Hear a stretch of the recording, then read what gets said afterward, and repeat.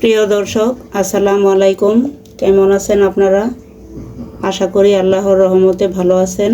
আমিও আলহামদুলিল্লাহ ভালো আছি। আমি আজ গলদা চিংড়ি নিয়েছি। এগুলো আমি সাদা ভুনা করব। এখানে আমি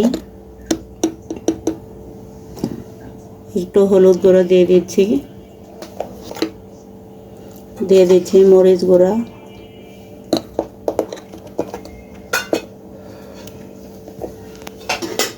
দিয়ে দিচ্ছি লবণ। মাখিয়ে নিব।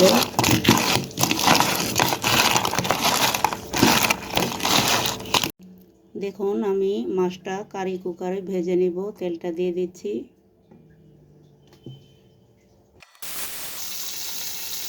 মাছটা আমি হালকাভাবে একটু ভেজে নিব। দেখুন, আমার মাছটা ভাজা হয়ে গিয়েছে। এতে বেশি ভাজবো না।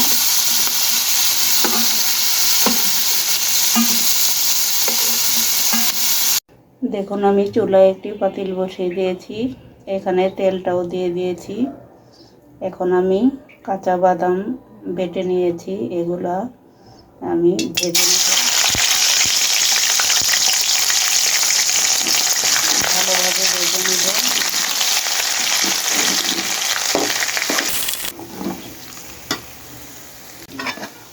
দেখুন, বাদামটা ভাজা হয়ে গিয়েছে। এখন আমি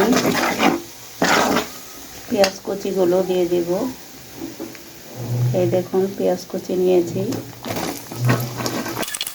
পেঁয়াজটাকে আমি একটু হালকা করে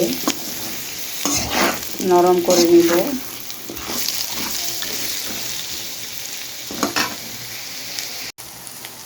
দেখুন, পেঁয়াজটা নরম হয়ে গিয়েছে।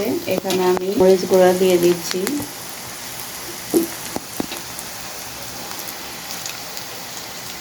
দিয়ে দিচ্ছি 1 টেবিল চামচ টক দই।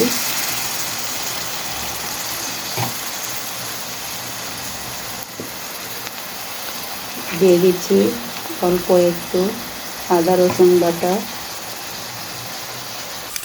দিয়ে দিচ্ছি লবণ, কারণ আমি মাছ ভাজাতে কিছুটা লবণ দিয়েছিলাম, এই জন্য অল্প করে দিয়ে দিলাম।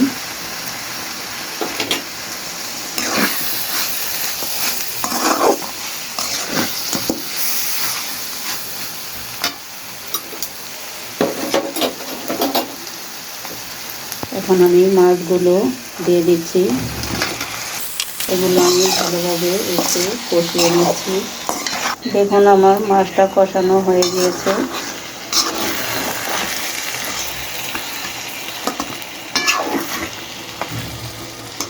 এখন আমি দুধ নিয়েছি, এই দুধটা দিয়ে মাছটা সেদ্ধ করে নেব। আর পানি টানি কিছু দিচ্ছি না।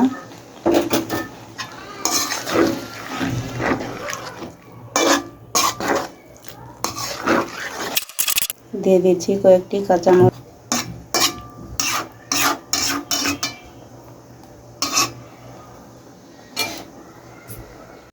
দেখুন, আমার তরকারিটা হয়ে গিয়েছে। এখানে আমি একটু গুঁড়া দুধ দিয়ে দিচ্ছি।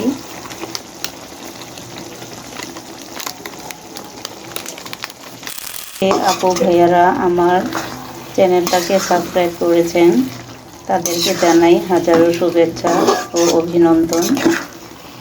আর যে আপু ভাইয়ারা আমার চ্যানেলটাকে এখনও সাবস্ক্রাইব করেননি, তাদেরকেও জানাই হাজারো শুভেচ্ছা ও অভিনন্দন। আপনারা আমার চ্যানেলটাকে সাবস্ক্রাইব করে আমার সাথেই থাকবেন আশা করি। ভালো থাকবেন সবাই। আল্লাহ হাফেজ।